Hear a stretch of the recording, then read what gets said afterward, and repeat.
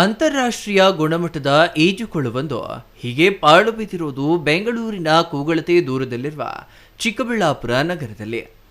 2011ರಲ್ಲಿ ಚಿಕ್ಕಬಳ್ಳಾಪುರ ನಗರದ sir M Visvesvaraya ಕ್ರೀಡಾಂಗಣದ ಆವರಣದಲ್ಲಿ ಬರೋಬ್ಬರಿ 1,80,00,000 ರೂಪಾಯಿ ವೆಚ್ಚದಲ್ಲಿ ಅಂತಾರಾಷ್ಟ್ರೀಯ ಗುಣಮಟ್ಟದ ಈಜುಕೊಳ ನಿರ್ಮಾಣ ಮಾಡಲಾಗಿತ್ತು. ಆರಂಭದಲ್ಲಿ ಈಜುಕೊಳ ಈಜು ಉತ್ಸಾಹಿಗಳು ಹಾಗೂ ಜಿಲ್ಲೆಯ ಸ್ಪರ್ಧಿಗಳು ಮಾತ್ರವಲ್ಲದೆ ಆರಂಭದಲ್ಲಿ ಹೆಚ್ಚಿನ ಸಂಖ್ಯೆಯ ಮಕ್ಕಳು ಮತ್ತು ಯುವಕರನ್ನ ಆಕರ್ಷಿಸಿತ್ತು. ಆದರೆ ಈಜುಕೊಳವನ್ನ ನಿರ್ವಹಣೆ ಮಾಡದೇ ಇರೋದ್ರಿಂದ ಈಗ ಸಂಪೂರ್ಣ ಹಾಳಾಗಿದೆ. ಈಜು ಪ್ರಿಯರ ಆಕ್ರೋಶಕ್ಕೂ ಕಾರಣವಾಗಿದೆ. ಚಿಕ್ಕಬಳ್ಳಾಪುರದಲ್ಲಿ ಮೊಟ್ಟ ಮೊದಲ ಬಾರಿಗೆ ಒಬ್ಬ ಒಳ್ಳೆಯ ಅಧಿಕಾರಿಯಾಗಿ ಬಂದಂಥ ರಾಯಪ್ಪ ಅಂತ ಹೇಳಿ ಸಾಹೇಬರು ಇಲ್ಲಿ ನಮಗೆ ಕಾಂಪಿಟೇಷನ್ ಪೂಲ್ ಬೇಡ ಸರ್, ನಾವು ಟ್ರ್ಯಾಕ್ ಮಾಡಿಸೋಣ ಅಂತ ಒಂದು ಸಂದರ್ಭದಲ್ಲಿ ಇಲ್ಲ ಸರ್ ಇಲ್ಲಿ ಸ್ವಿಮ್ಮಿಂಗ್ ಪೂಲ್ ಮಾಡಿಸೋಣ ಅಂತ ಹೇಳ್ಬಿಟ್ಟು ಸುಮಾರು 3 ಕೋಟಿ ವೆಚ್ಚದಲ್ಲಿ ಈ ಒಂದು ಕಾಂಪಿಟೇಷನ್ ಪೂಲ್ ಇದು 50 ಮೀಟರ್ಸ್ ಕಾಂಪಿಟೇಷನ್ ಪೂಲನ್ನು ಮಾಡಿದ್ರು. ತದನಂತರ ಇದು ಪದೇ ಪದೇ ಆಗಾಗ ಕೆಟ್ಟು ಕ್ಯಾಲೂರಿ ಸೇರ್ತಾ ಇದೆ. ಇವತ್ತು ಬಿಸಿಲು ಸುಮಾರು 35ರಿಂದ 38-40 ಡಿಗ್ರಿ ಸೆಲ್ಸಿಯಸ್ ಇದೆ.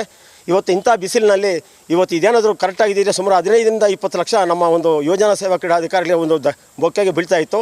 ಈ ಒಂದು ನಿಟ್ಟಿನಲ್ಲಿ ನಾನು ಜಿಲ್ಲಾಧಿಕಾರಿ ಇರ್ಬೋದು, ಜಿಲ್ಲಾ ಉಸ್ತುವಾರಿ ಇರ್ಬೋದು, ನಮ್ಮ ಜನಪ್ರತಿನಿಧಿ ಅಂತ ಪ್ರದೀಪ್ ಈಶ್ವರ್ ಅವರಿಗೆ ಸುಮಾರು ಸಾರಿ ನಾನು ಹೇಳಿದ್ದೀನಿ, ಈಗೋ ಮಾಡಿಸೋಣ ಅಂತೇಳಿ ಹೇಳ್ತಾ ಇದ್ದಾರೆ. ಈ ನೋವನ್ನು ನಾವು ಯಾರು ಕೊಡಬೇಕು ಕೇಳ್ಕೊತಾ ಇದ್ದೀನಿ ಸರ್. ರಾಯಪ್ಪ ಅವರು ಅಂತೇಳಿ ಮೊಟ್ಟ ಮೊದಲ ಅವಿಭಾಜ್ಯ ಜಿಲ್ಲೆಯಾದಾಗ ಮೊಟ್ಟ ಮೊದಲ ಅಧಿಕಾರಿ ಬಂದಾಗ ಆ ಅಧಿಕಾರಿ ಮಾಡಿದಂಥ ಒಂದು ಒಳ್ಳೆಯ ಕೆಲಸ ಇದು. ಹಾಳುಬಿದ್ದಿದೆ ಸರ್, ಹಾಳುಬಿದ್ದಿದೆ. ಇದು ಮತ್ತೆ ಇದನ್ನು ರೆಡಿ ಮಾಡಬೇಕಂದ್ರೆ ಸುಮಾರು 25ರಿಂದ 50 ಲಕ್ಷ ಬೇಕು. ಇದನ್ನು ರೆಡಿ ಮಾಡಬೇಕಂದ್ರೆ 25ರಿಂದ 50 ಲಕ್ಷ ಬೇಕು. ಅದಕ್ಕೆ ಯಾರು ಕೊಡ್ತಾರೆ? ಇದು ಹಾಳುಬಿದ್ದಿದೆ, ಸಂಪೂರ್ಣ ಹೊರಟೋಗಿ ಸರ್. ಟೈಲ್ಸ್ ಎಲ್ಲ ಮತ್ತೆ ಚೇಂಜ್ ಮಾಡಬೇಕು.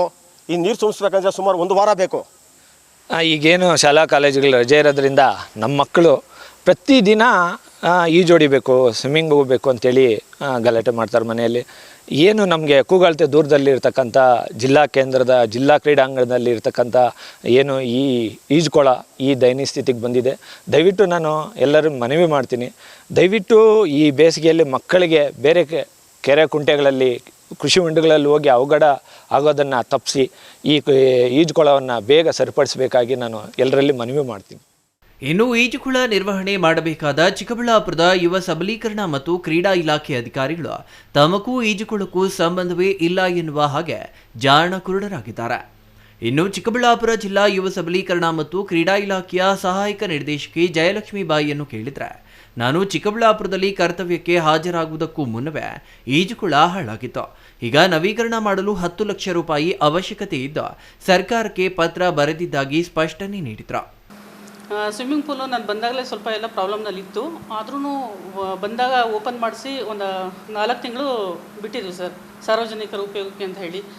ಆದರೆ ಈ ಸಲ ತುಂಬಾ ಟೈಲ್ಸ್ ಎಲ್ಲ ಹಾಳಾಗಿದೆ ಮತ್ತು ಫಿಲ್ಟ್ರೇಷನ್ ಪ್ಲಾಂಟ್ ಕೂಡ ದುರಸ್ತಿಯಾಗಿದೆ ಸರ್.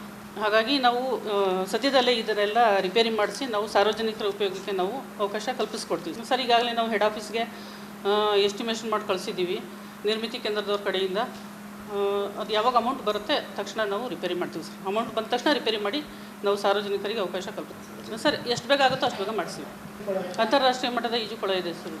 ಬೇಡಿಕೆ ತುಂಬಾ ಇದೆ, ಆದರೆ ದುರಸ್ತಿನಲ್ಲಿರೋದ್ರಿಂದ ನಾನು ಸಾರ್ವಜನಿಕರ ಉಪಯೋಗಕ್ಕೆ ನಾನು ಬಿಟ್ಟಿಲ್ಲ ಸರ್. ನಾವು ಎಸ್ಟಿಮೇಷನ್ ಅಂದಾಜು ಪಟ್ಟಿ ಒಂದು ಕೊಟ್ಟಿರೋದು 10 ಲಕ್ಷಕ್ಕೆ ಕೊಟ್ಟಿದ್ದೀವಿ. ಅಮೌಂಟ್ ಬಂದ ತಕ್ಷಣ ನಾವು ಆದಷ್ಟು ಬೇಗ ರಿಪೇರಿ ಮಾಡಿ ನಾವು ಈಜುಕೊಳ ಅವಕಾಶ ಕಲ್ಪಿಸ್ಕೊಡ್ತೀವಿ ಸರ್. ಬಿರು ಬೇಸಿಗೆಯಲ್ಲಿ ಈಜು ಕಲಿಯಬೇಕೆಂದು ಅನೇಕರು ಹಳ್ಳಿಗಾಡಿನ ಕೆರೆಕುಂಟೆ ಬಾವಿಗಳಲ್ಲಿ ಈಜಲು ಹೋಗಿ ಇತ್ತೀಚೆಗೆ ಚೇಳೂರು, ಚಿಂತಾಮಣಿ, ಶಿಡ್ಲಘಟ್ಟ ತಾಲೂಕುಗಳಲ್ಲಿ ಕೆಲವರು ಪ್ರಾಣಗಳನ್ನು ಕಳೆದುಕೊಂಡಿದ್ದಾರೆ. ಆದರೆ ಸರ್ಕಾರದ ಈಜುಕೊಳ ಪಾಳು ಬಿದ್ದಿರುವುದು ದುರಂತವೇ ಸರಿ. Thoudanahalli Ramesh, CTV news, Chikkaballapur.